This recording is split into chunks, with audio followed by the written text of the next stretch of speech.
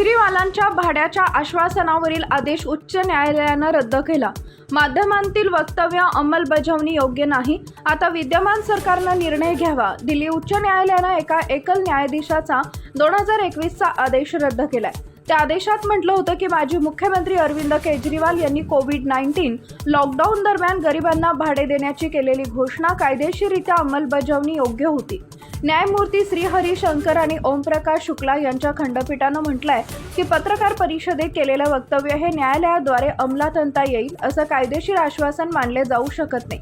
खरं तर कोविड-19 लॉकडाऊन दरम्यान अरविंद केजरीवाल यांनी 29 मार्च 2020 रोजी एक पत्रकार परिषद घेतली होती, ज्यात त्यांनी घरमालकांना गरिबांनी गरजू भाडेकरूंकडून भाड्याची मागणी न करण्याचं आवाहन केलं होतं। यानंतर 5 रोजंदारी मजुरांनी न्यायालयात धाव घेतली आणि एका याचिकेत दावा केला की केजरीवाल सरकारनं लॉकडाऊन दरम्यान भाडे देऊ न शकणाऱ्यांना भाडे देण्याचं आश्वासन दिले होते।